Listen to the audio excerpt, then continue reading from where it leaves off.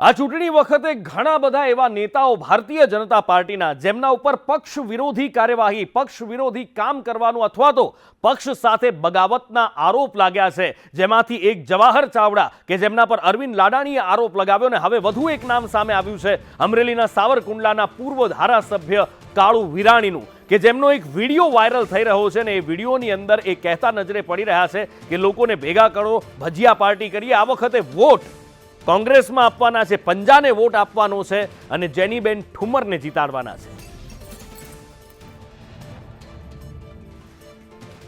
વધુ માહિતી સાથે સંવાદદાતા સૂર્યકાંત ચૌહાણ લાઈવ જોડાયા છે। સૂર્યકાંત, ક્યારનો વિડીયો છે અને એવું તો શું થયું કાળુભાઈને કે પક્ષ વિરોધી પ્રવૃત્તિ કરવા માટે મજબૂર થઈ ગયા? નુપુર, કાળુભાઈ વિરાણી 3 ટર્મથી ધારાસભ્ય હતા ભાજપના। એક વખત એને ટિકિટ ન આપી એટલે તેણે અપક્ષ ચૂંટણી લડી અને ભાજપ સામે બગાવત કરી હતી। થોડા સમય પછી પાછા ભાજપમાં આવી ગયા। ત્યારે આ વખતે જે લોકસભાની ચૂંટણી હતી જેમાં સાંસદ ભરતભાઈ સુતરિયા ભાજપમાંથી અને કોંગ્રેસમાંથી જેનીબેન ઠુમર હતા। ત્યારે કાળુભાઈ વિરાણી અન્ય ઠેકેદારોને ભલામણ કરતા હોય છે કે કમળમાં કાંઈ નથી, હવે આ વખતે બદલવાનું છે અને જેની ઠુમરને જીતાડવાના છે, તમે ભજીયા પાર્ટી કરો અને ત્યાં બધાને વાત કરો।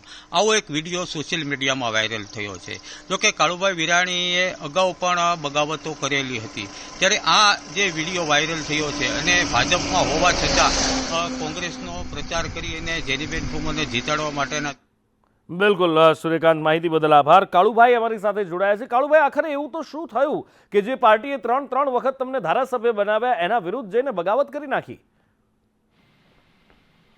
જોજ નથી, આ કોઈ એડિટર કરી અને આ મારા વિરોધી કોઈ હોય રાજકીય રીતે એને મૂક્યું છે। આજે 2 મહિને પછી મૂકે, જો આ હોય તો તે દિવસે જ ન મૂકી દે। અચ્છા, તો આ તમે નથી એવું કહી રહ્યા છો? નહીં, 100% કોઈ મારો ગોઠવી એડિટર કરીને મૂક્યું હોય। અચ્છા, ભૂતકાળમાં ક્યારેય આપે પક્ષ સામે બગાવત નથી કરેલી? નહીં, કોઈ દિવસ નહીં, ક્યારેય નહીં। અચ્છા, તો આ વિડીયો કોણે, ચલો એ તમે કહો છો કે તમે નથી, તો એવા કયા દુશ્મન અથવા તો કયા એવા હિત શત્રુ હોય તમારા કે જેમને તમને આવો બદનામ કરવામાં રસ હોય? રાજકારણમાં વિરોધી હોય એ લોકોએ આવું ગોઠવણ કરીને કર્યું હોય। અચ્છા, તો કાળુભાઈ એવું તો નહોતું ટિકિટ જ્યારે તમને ના મળી 3 ટર્મ ધારાસભ્ય રહ્યા પછી, તો એ વખતે થોડુંક નારાજગી તો હતી આપની, નહોતી એ વખતે? એમ નહીં, જે તે વખતે હું 3 ટર્મ રહ્યો, 20,000 મતે જીતતો હતો, ત્યાર પછી મેં ટિકિટ માગી નથી ક્યારે। અચ્છા, પણ ટિકિટ ઈચ્છા તો હોય ને, રાજકારણી વ્યક્તિ હોય, આટલું સક્રિય રાજકારણ હોય, આપે તો લડીએ, નકર ન લડીએ। પણ ના આપે તો પછી દુઃખ તો થાય ને? ના દુઃખ એમાં હેનો નહીં, 15 વર્ષ સુધી લોકોની સેવા કરી, સંતોષ। અચ્છા કાળુભાઈ, તમે કહો છો કે આ કોઈ એડિટ કરેલો છે, પણ એડિટ બહુ જબરજસ્ત કર્યું હોય એવું લાગે છે, કારણ કે અત્યારે ફોનમાં હું જે તમારો અવાજ સાંભળું છું અને વિડીયોમાં તમારો અવાજ સંભળાય છે, એટલે વિડીયોમાં જે પણ વ્યક્તિનો અવાજ સંભળાય છે બહુ જ એકદમ સિમિલર અવાજ લાગે છે, કોઈ પણ થાપ થઈ જાય એવું છે?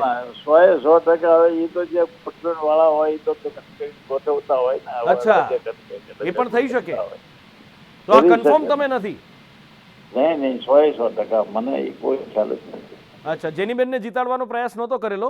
ના, જેનીબેન ને અમારે શું લેવા દેવા હોય, હું કામ જીતાડીએ? અચ્છા, તો ભાજપમાં કંઈ છે કે કંઈ નથી આ વખતે? ભાજપમાં છે જ ને બધું, ભાજપમાં તો 3,21,000 મતે ભાજપના ઉમેદવાર જીત્યા જ છે ને। અચ્છા, તો આ કોણ હોઈ શકે, કોણ, જરા એની તો હિન્ટ આપો તો અમને ખબર પડે। હોય કોને ખબર, અંદર ના બહાર ના કોઈ ભાજપ વાળા હોય કે કોઈ કોંગ્રેસ વાળા હોઈ શકે, તો ભગવાન જાણે, કેમ કહી શકાય।